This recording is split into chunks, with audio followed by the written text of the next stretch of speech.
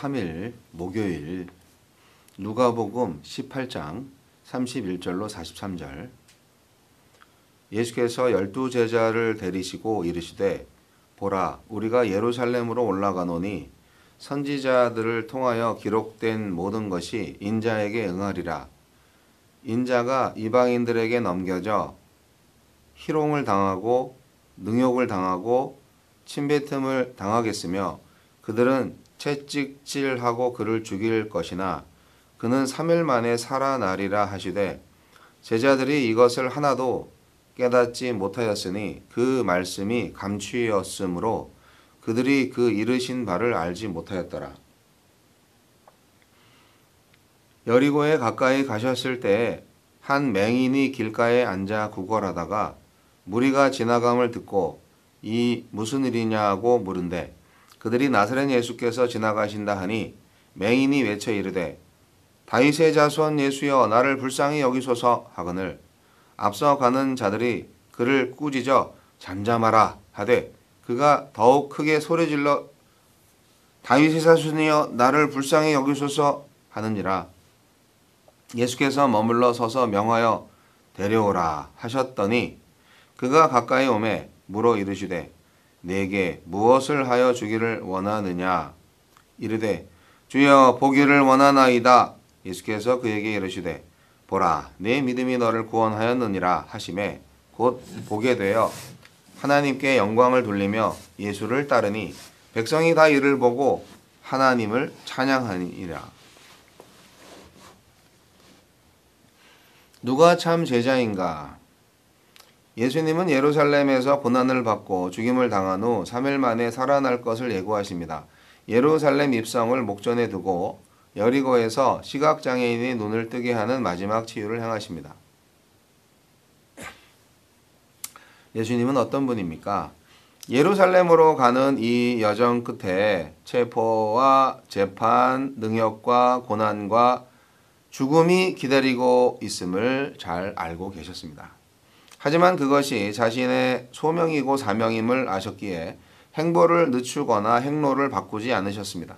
순종 뒤에 생명이 있고 영광이 있다는 것도 아셨고 제자들도 어서 이것을 현실로 받아들이고 몸만 아니라 마음으로도 이 길에 동참하기를 바라셨기 때문입니다.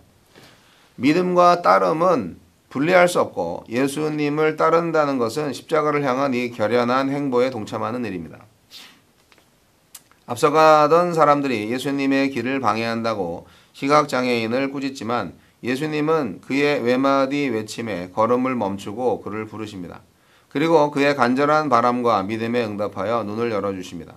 육신의 눈만 아니라 영혼의 눈도 밝아져 주님을 따른 시각장애인처럼 제자들의 영안도 열리기를 바라셨습니다.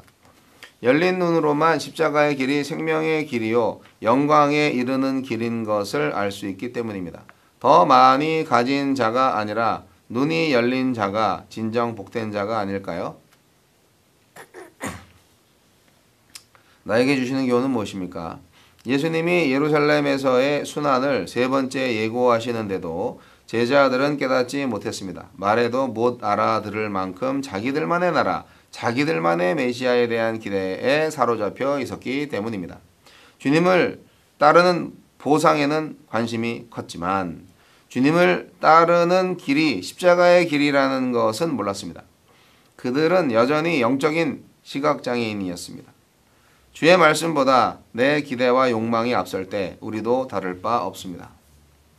오랜 세월 흑암 속에 살았던 여리고의 시각장애인은 나사렛 예수가 지나간다는 말을 듣고 나를 불쌍히 여겨달라고 외칩니다.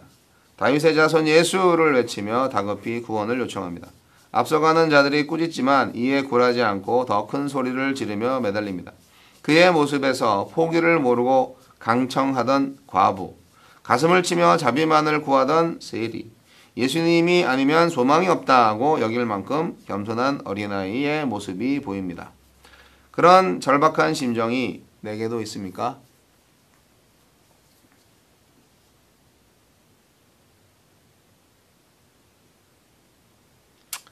주여, 여리고 시각장애인의 절박한 심정과 밝은 영안을 제게도 주소서.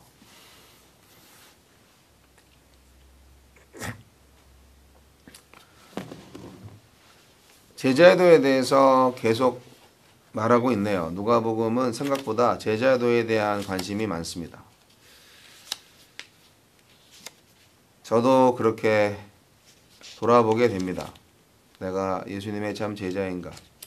그렇게 생각했는데 말씀을 보면은 아닌 것 같아요. 제자가 되기에는 아직 멀은 것 같습니다.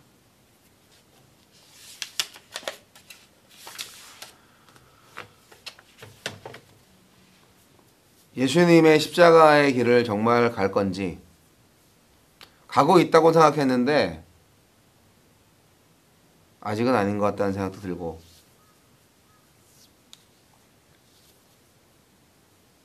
온갖 고난과 수치를 당하고 결국 죽은 후에 3일 만에 부활하실 예수님, 정말 죽을 각오로 목회를 하고 있는지,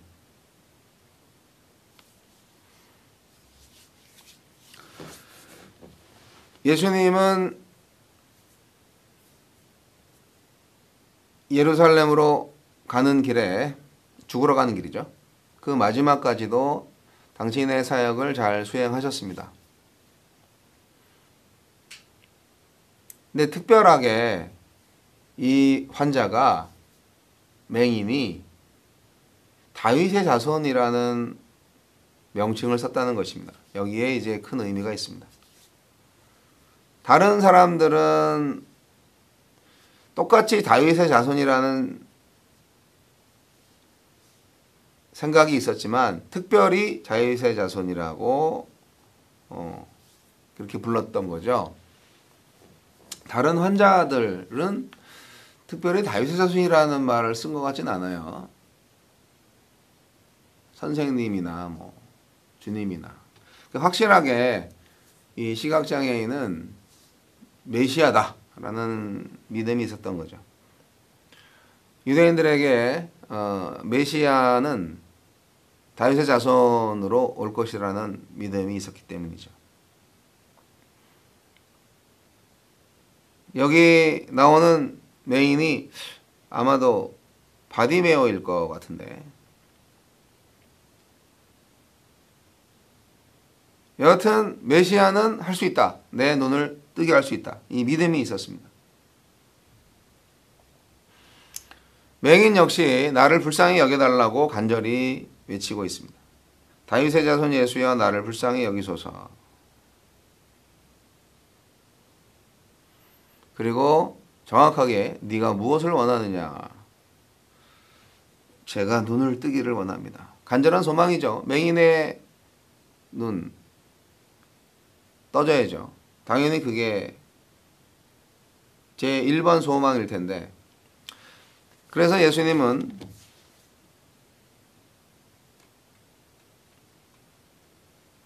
눈을 뜨게 해줄게 라고 말씀을 하시 않으시고 네 믿음이 너를 구원하였느니라 그렇게 말씀하셨어요. 그 말씀을 하시고 이제 눈이 떠졌다는 거죠. 예수님은 항상 영혼 구원에 관심이 더 많으셨고, 그리고 그에 붙어서 복이 들어가는 겁니다. 눈이 떠지는 복, 기적을 아는 거죠. 그 맹인 입장에서는, 또 주위 사람들 입장에서는 이 사람이 눈이 떠졌기 때문에 구원 받았겠네 라고 생각을 하게 되겠죠. 눈이 안 떠졌으면은 네 믿음이 너를 구원하였다 라는 말을 들었을 때 그 말을 믿지 않았을 겁니다. 하지만 눈 떠지는 게 쉬워요? 구원받는 게 쉬워요? 하나님의 입장에서는, 신적 입장에서는 구원받는 게 더 어렵겠죠. 하지만 하나님의 입장에서는, 말을 잘못했네. 하나님의 입장에서는 눈 뜨게 하는 게 더 쉬울 수 있어요. 천국의 집을 하나 더 마련해야 되니까, 구원받는 건. 근데 사람들의 눈에 볼 때는 네 믿음이 너를 구원하였다 이 말을 하는 게 훨씬 쉽죠. 구원받는 게 보이지 않으니까.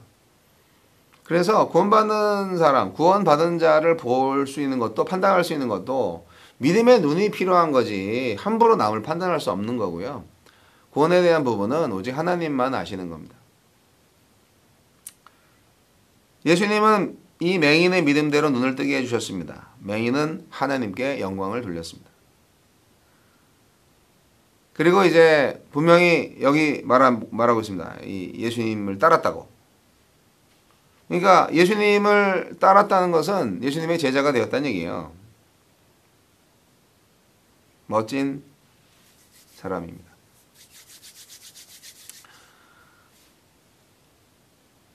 이 사람은 십자가의 길을 따르겠다고 따르는 사람이 된 거죠.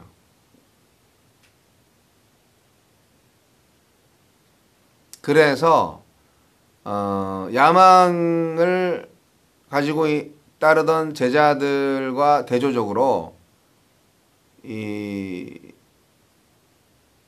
맹인이 진짜 제자구나 라는 것을 알려주고 있는 오늘의 말씀입니다. 제자들은 모든 것을 버렸다고 하면서도 사실 가장 중요한 자기 자신, 자기 주권은 버리지 않고 있었던 겁니다.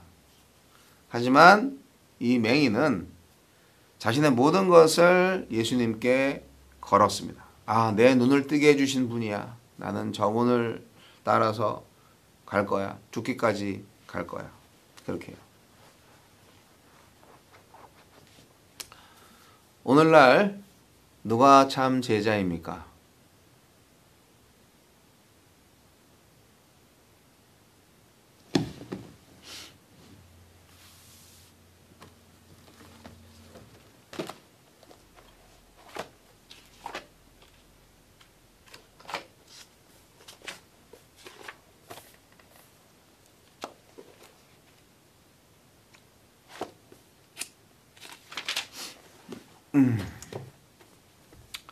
찬송가 524장. 갈 길을 밝히 보이시니 주 앞에 빨리 나갑시다. 우리를 찾는 구주 예수 곧 오라 하시네.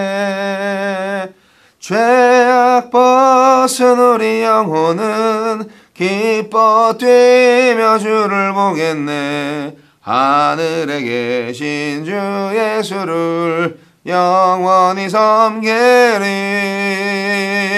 우리를 오라 하시는 말 기쁘게 듣고 순종하세. 구주를 믿기 지체 말고 속속히 나가세.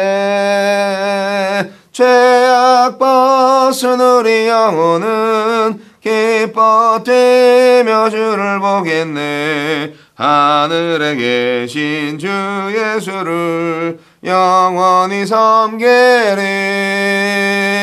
주 오늘 여기 계시오니 다 와서 주의 말씀 듣세. 듣기도 하며 생각하니 참 진리시로다. 죄악 벗은 우리 영혼은 기뻐 뛰며 주를 보겠네. 하늘에 계신 주 예수를 영원히 섬기리.